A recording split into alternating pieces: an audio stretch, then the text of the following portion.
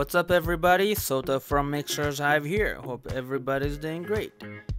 And if you're not feeling great for whatever the reason, visit us in Boston because this is how it looks like outside. It's beautiful. Weather's amazing, color's beautiful, and this literally made me feel better. Well, I've been sick by the way, thus the long gap on the video posting. I apologize for that. But it's great in Boston. Anyways, let's get to the topic. I have a question for you. What's your favorite reverb? And let's just talk about plugins, because not many people can afford hardware reverb, right? I mean, don't get me wrong, I would love to become a proud owner of Bricasti or Lexicon, but that's not really my thing yet. Alright, so here's my top 5. Number 5, TSAR-1 from Softube. What's so great about it? Well, there are a lot of great presets. So all you gotta do is to open the plugin and select one of those presets. What if you can't find the one that meets your needs and expectations fully? Well, you just suggest it. And that's extremely easy with these sliders. To me, these sliders are way better than those knobs because for some reason it's way easier to get to that sweet spot using those sliders than knobs. I don't know, maybe a resolution thing, but to me, that's the case. And this plugin is CPU efficient very much, meaning you can have 10, 20 of those instances, plugins in your session without choking your computer. Well, the number can be different because, you know, that depends on your computer speed and power. But anyways, here's my favorite preset of this plugin, which is Modern Drum Room. Number 4, Manny Marroquin Reverb from Waves. What's so great about it? This plugin is the modeling of the actual reverb that Manny Marroquin, such a legendary mixer, uses himself in all the hit records that he makes on daily basis. Waves didn't disclose the name of those devices, but I overheard the names that I mentioned earlier. And the user interface is very well thought out to me, in my opinion, because look at that, time and pre-delay, these are the main components of reverb, which is the biggest knobs. And then in the middle, you get to pick the kind of reverb and the size of that reverb that we just picked above, and then how much of a reverb you want right beneath it in the slider. Great, right? And then beneath it, you get extra controls with effects. So you can EQ the reverb, you can compress the reverb, but nothing complicated, just simple one knob modifications. Then below that, you get even phasers with the rate control, distortion. That's amazing. It's like very straightforward. Nobody get lost on this. And my favorite preset for this is Small Distortion Plate.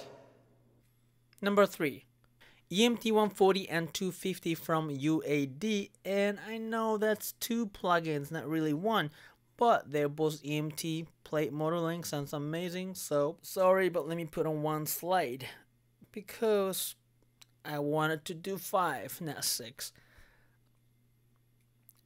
So this is very close copy of vintage plates. But it's like, wait a minute, plate's so sensitive. It's so big metal plate that every single one sounds different. Well, that's right, but there's one thing in common. Everything sounds amazing.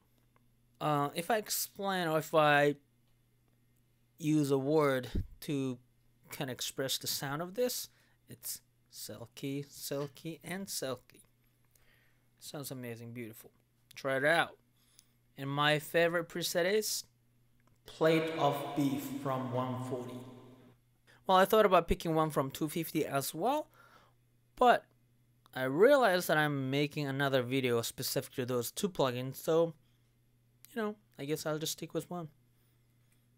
Number 2, Altiverb from Audio Ease. I think this is one of the best sounding reverb out there.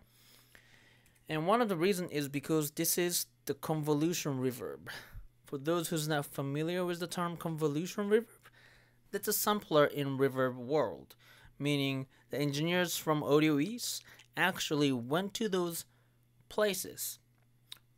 For example, what you see on the screen right now is the Disney Hall in LA Philharmonic. So engineers went in there, put a speaker there, played the frequency sweep like, and then they captured the room response. And that's what you see on the right side of the screen. So the Altiverb decodes whatever is recorded when you put it back in. Then when you send signal from your DAW to this plugin, then it will sound as if you played that sound in those holes. Amazing. And there are so many great IRs, impulse responses, that's how they call these samples, quote unquote. And they keep updating their library, meaning you can download the new stuff that they post up right off of this plugin. There are different holes, all world famous holes from all over the world, the famous studios in different rooms of studios, and a glass jar, or a tiny toy phone, or a car. So wait, why do you need the glass jar sample for reverb? Well, this is also used for post-production people for movies a lot. So example, you're making a short movie and the script is about this bad villain spell cast on you, and then you became really tiny. They put you in the glass jar, sealed it off. You're inside shouting all out, hoping somebody's gonna come rescue you. And your shout better sound like it's in the glass jar, right? Anyways, moving on. This is just great to look at the pictures. They put all the amazing pictures of those reverb spaces that they captured impulse responses. Like this is one of them, Disney Hall.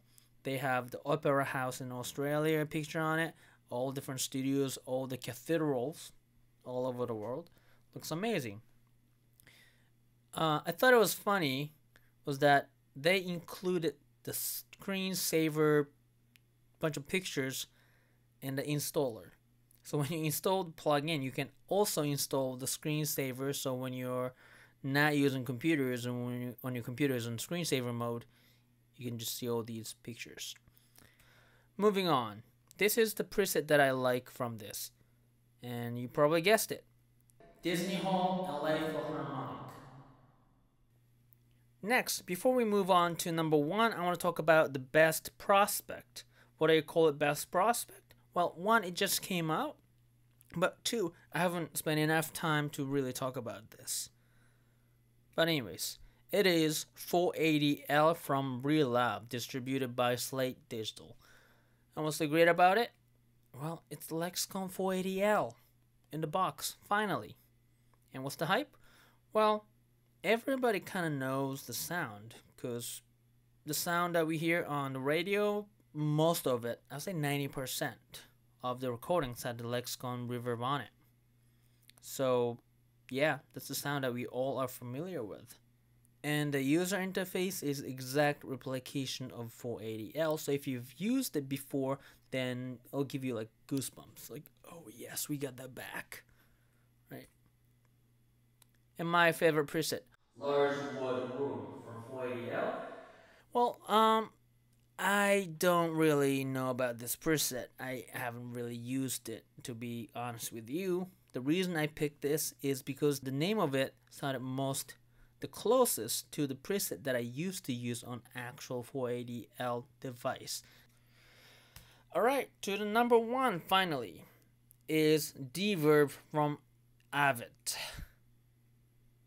It's extremely simple, nothing complicated, and it's included in ProTools. This is a very big part. It's free. You don't have to purchase this on top of the money that you spend for DAW, and because you didn't pay anything, you don't really feel bad about messing with it.